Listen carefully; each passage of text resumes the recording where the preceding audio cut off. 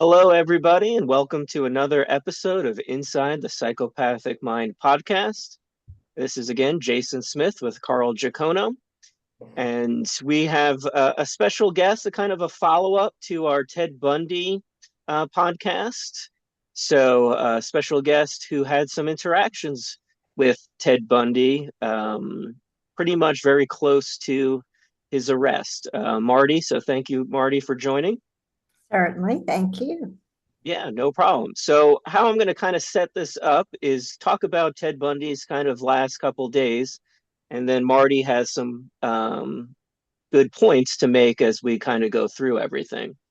So, Ted Bundy, for the second time, escaped a jail in Colorado. His first attempt in 1977 in Colorado, Ted Bundy was out in the woods, seemed to be kind of very disheveled. He got arrested. They brought him back to the jail. There, it seemed like he also did a lot of the legal experts and his attorneys would kind of just stay put. There's some issues with the case. You might get off, but he didn't kind of listen. He lost about 30 to 35 pounds and was able to get a small little hole in the ceiling of his jail cell. And on December 30th, he escaped for a second time from Colorado jail. Once he left from there, he hitchhiked to Denver. From Denver, he took a plane flight to Chicago. Then he found his way down to Atlanta. And then from Atlanta, he made his way to Tallahassee. And in the early hours of January 15th, he went to Tallahassee FSU, the university there, and murdered two sorority girls. He also then went down a little bit from the sorority to an apartment and attacked somebody else as well. So he was on the run at this time. So this was mid-January 1978. On February 9th, he went to Lake City, which is more towards the east end of Florida. And he killed a 12-year-old Kimberly Leach. After that, he went, seems rumored to try to be going to Mobile, Alabama, goes through Pensacola, Florida, and on the early hours of January 15th, he is arrested for all his crimes. He never escapes again. And then in 1989, he is put to death.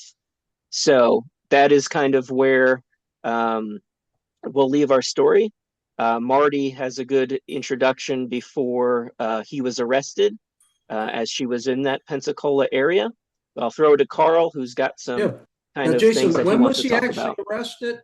Was he arrested in February or January? February 15th, so about a month Yeah. after the murders of Tallahassee. And some Uh, writers believe that, after that that few days out in the cold weather and things, he began to decompensate mentally.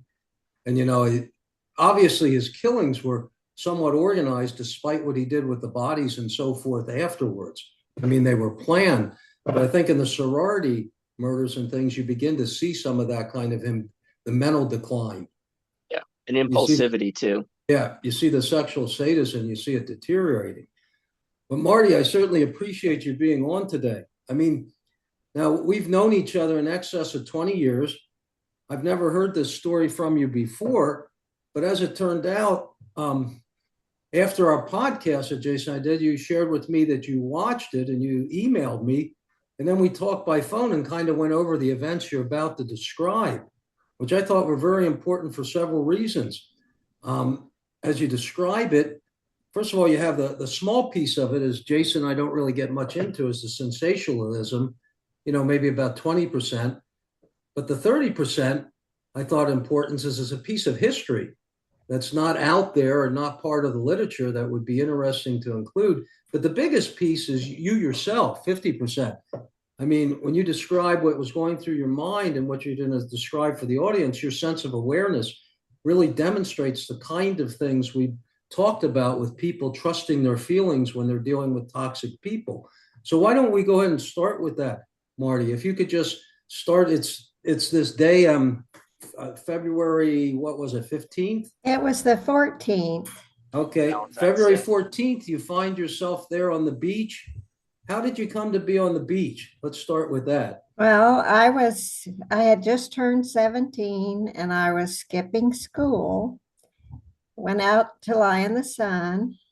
And that morning, my parents had been reading the newspaper while everybody was getting ready to leave. And they ran across a layout in the paper that had pictures of all the women he had attacked at Florida State. And he killed two, but he injured, I think, three more in that sorority house. So there were, and then there was the picture of the little girl, Kimberly Leach.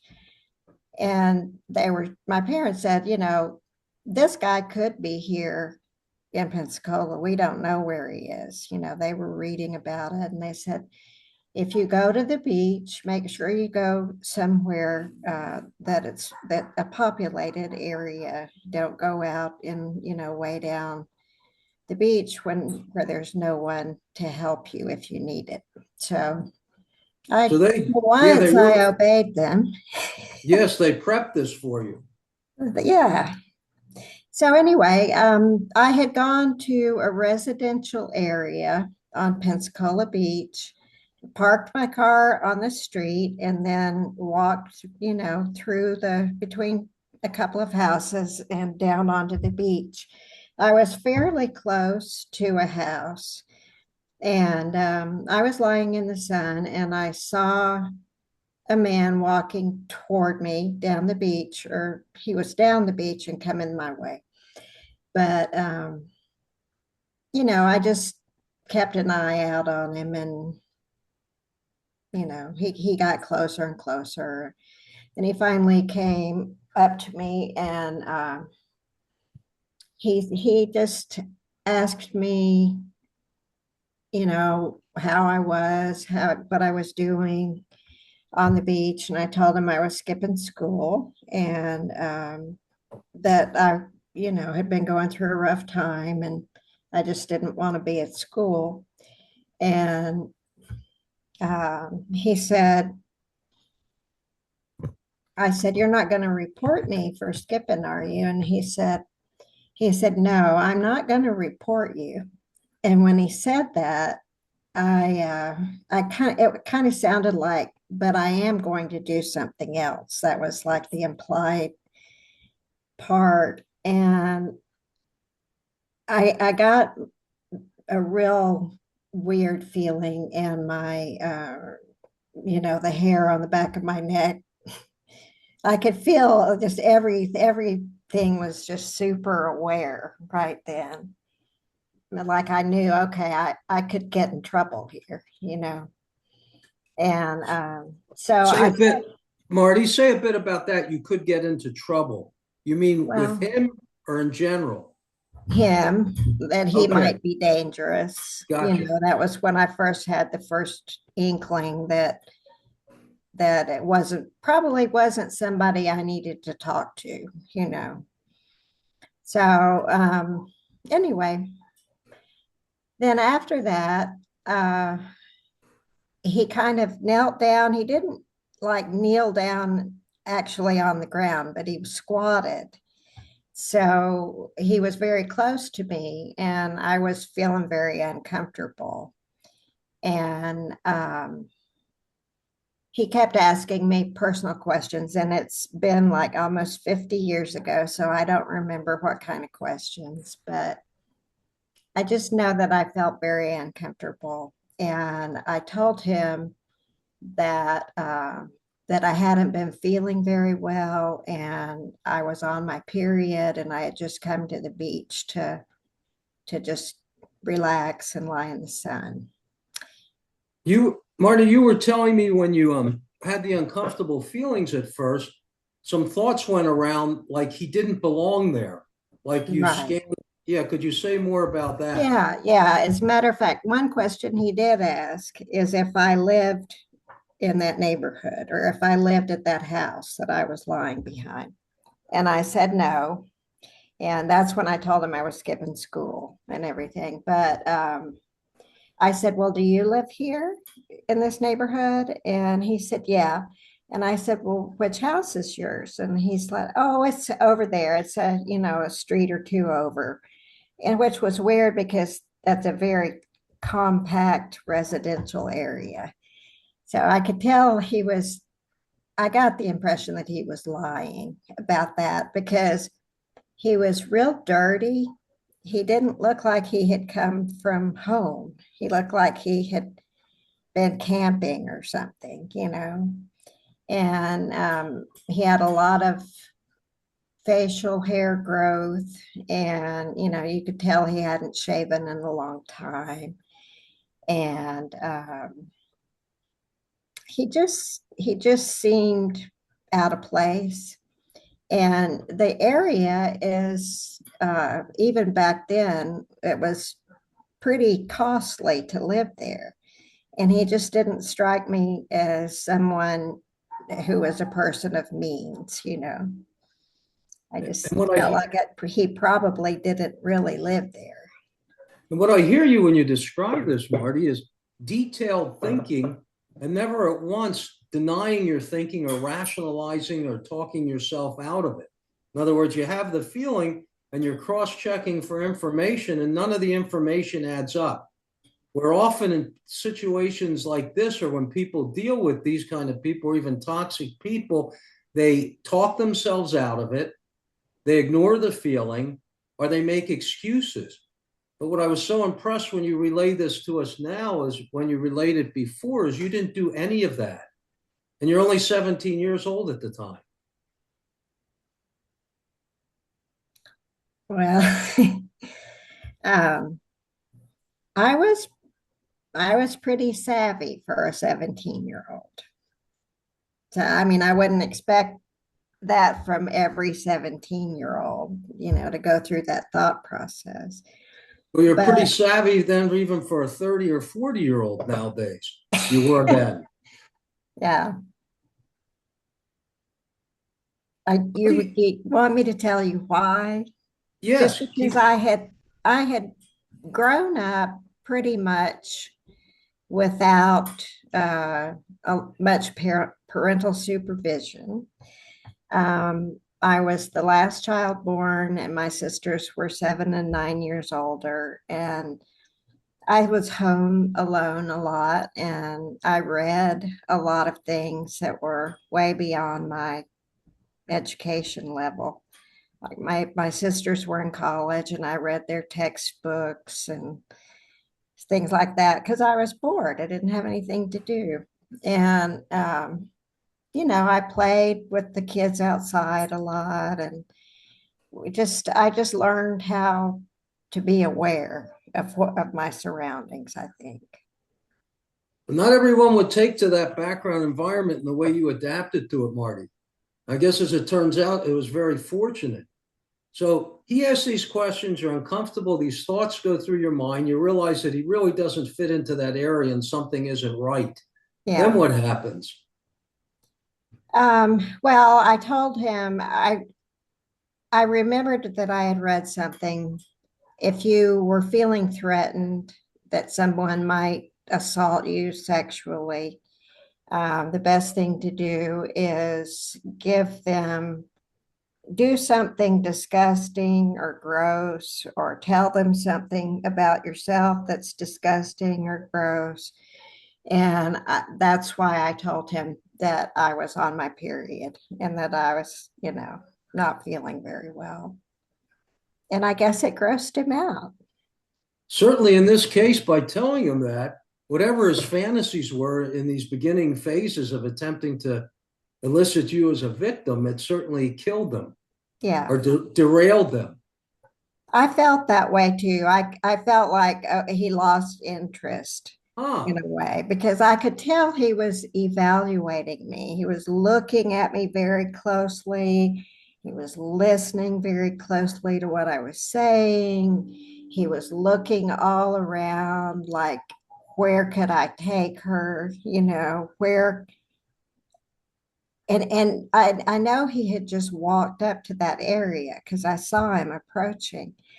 And so he hadn't had time to really case the area and see, if there were homes where people were gone, that he could break into the house. He hadn't done any of that. And when he was sitting or squatting there, he kept looking around at the houses, and I could tell he had another train of thought going other than just, passing the time of day. It's like he had an agenda, is how I felt about it. Uh-huh. And you had mentioned when we discussed kind of his lack of boundaries. So I imagine when he's next to you, he's too close. Yeah. Yeah. Yeah. It was a lot closer than would have been appropriate. Which of course contributed to your feelings and your thinking, and you didn't ignore that. Right. So what happens then?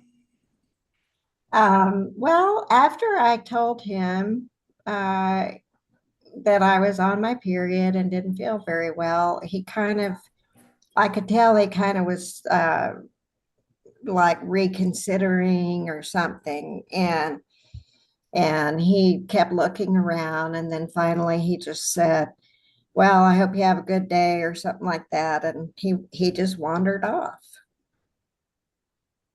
And I waited plenty of time for him to disappear. And then I got all my things together and left. I Which was wasn't. another good thing, because he might have still been watching you and you could have left sooner. Yeah. Oh, Go ahead, yeah. Jason. I'm sorry.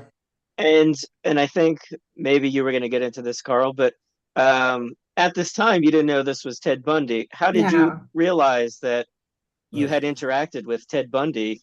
Um, how did you find out, I guess? I didn't realize it until uh, 2018 when they came out with a bunch of 40th anniversary of Ted Bundy's capture shows. There were a lot of, documentary type shows, and there was even a movie made, where I think it was Zac Efron was the guy that played Ted Bundy. And I just started really thinking about it. And then when I saw the picture of him that was taken, I guess it was his mugshot, I could tell. I mean, he might have washed up a little bit that evening. I don't know. I don't know what he did, but I could tell it was him because he had a lot of the facial hair growing out, and he has had a pretty prominent mole on his neck. And I remember noticing it that day because he was so close to me. I looked at his eyes, and his eyes were real blue, kind of a darker blue. And when he was really staring at me, they seemed to get darker, his eyes did. So I was really interested in that. And those are the things I noticed: his facial hair, his eyes, his mole on his neck, and just the fact that he was so unkempt looking. But anyway, so later on, then after those shows, I ran across a picture of him that was, I think it was his mugshot. And I just realized it. It was like, you know, okay, wow. Because I had never forgotten about him. I'd never forgotten. I mean, I had gone to the beach many times and been approached by many people and never had that kind of reaction to anybody before, that kind of internal reaction. So what was your reaction discovering this 40 years later when you watch these shows and then the realization hits? Well, I really felt off kilter for a while. It was just the realization that how close I had come to possibly being one of his victims. and then thinking about, and I thought about things like, oh, my parents would have been so upset, and my friends. And, I started thinking about what it would have been like to have just died that day. And that, it was a really profound experience emotionally, thinking all of that through. Not something many people have to experience or think in their lifetime, Marty. And so as you talk about it now, or even talking about it then for the first time when you realize this, what else do you feel? Even do you still have feelings about it when you talk about it now? Yeah, I still, like, now I feel a lot of anxiety about it. It's still really scary to me to think about how close I was, uh, you know. And he was just so ruthless. I mean, just knowing what might have happened is really scary, even now. But I haven't told a lot of people. I've maybe told 3 or 4 people since then, because I just don't want that to be like a big part of my identity. So I've just kept it kind of quiet. But after I saw y'all's podcast, I had to tell you about it because I knew you'd be interested. Well, Marty, more than interested, and not just because of the topic, but my feelings towards you and what you went through. I feel a little anxiety when you talk about it for you. Yeah. So it's the concern for you and thinking about how close you came to that, having to live with that. My thoughts are, I'm hoping by talking about this, even with us, that maybe gradually some of this stuff shifts and isn't Yeah. so alive in you. Yeah. Well, I don't know how long that might take. I mean, I'm sure it has helped. I can tell it has helped to talk about it. But it's just one of those things I don't think about a lot. Well, was there anything else you wanted to say about this? Not that I can think of. Because see, this is the reason it's important. Another reason it's important to our viewers is because they often ask questions about this.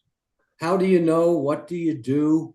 And we've been getting on more people. Like we've had a previous episode with a lady who had a psychopathic mother and sister, and she came in and talked about her experience, and then recommended some survival groups and things for people that Oh, can get okay. support with this. Uh-huh. And I know Jason and I always talking about not ignoring the feelings and never dismissing feelings until you have an explanation for it. But when you relay what you were like going through this, it's kind of a perfect model or example for the kind of thoughts that people might have if they didn't block out their feelings, and thoughts that one should not proceed unless they can answer those questions that were raised. In other words, he Yeah. doesn't seem like he belongs in the neighborhood. Something Right. felt wrong, rather than saying, oh, well, I'm probably just having a bad day. Because, when we look at denial, denial is the root of all kinds of problems, and it can go from psychotic levels to more hysterical denial. When we think about that old show, Streetcar Named Desire with Blanche Dubois, Yeah. I put my faith in the kindness of strangers as they're hauling their way to the mental institution. Whether Right. it's politics or anything, that denial, emotional things that are not based on facts, where large pieces of reality are ignored, are extremely dangerous. And my contention is we can teach people to kind of avoid that and eliminate much of the denial in their life. You think about it with politics, when denial is hooked into basically your whole self worth rests on maintaining an idea, it's going to be difficult to change, because any Yeah. truth or fact that comes in, one is not going to change that. But when I listened to your story, you didn't have denial. You were questioning, curious. Obviously, your intelligence, is high, and you were thinking about things and aware. And I didn't hear at any place you talked yourself out of a feeling you were having, or I didn't hear at any place in describing your experience where denial came in. Maybe it's just because I had been through enough encounters with strangers, on the beach, and I just had to rely on myself for since I was a little kid. Well, I think that's probably an important piece, Marty, but think about all the people that, excuse me, have been in bad relationships, abusive relationships, and they keep doing the same thing over and over again. So some people fail to learn from experience. Yeah. But apparently, with your childhood and adolescence and growing up, whatever experiences you had, you learned from them and you continue to be curious. Where many people, particularly people that are personality disorders and so forth, keep doing the same things over and over again, and they seem to never learn. Yeah. So you Yeah. should give yourself probably some credit somewhere in there or something about you Okay. there. Well, thank I you. wish we could bottle it and sell it because we'd be able to make good money on doing therapy. Whatever that click was or difference in you is Mhm. very intriguing. It was just a real visceral, and it was so overwhelming that I couldn't ignore it. It was just like, okay, this isn't good. I need to get myself out of this situation somehow. And all the data and information and reality testing that you did was all right on target. This guy doesn't seem like he belongs in the neighborhood. Wait a minute, he's not dressed like someone that would be here. He's always paying attention to other things as he talked to me. What's going on with that? So, I mean, Right. every piece of data you kind of included rather than disqualified or ignored. Okay. Well, I'm real observant. Well, I you know would go that. on to study psychology, we'll just add, without saying more of that. So, probably some of this was also linked to your curiosity about that kind of stuff as well. I'm sure that was, yeah. Jason, Marty, do you have any final things you want to share with the audience?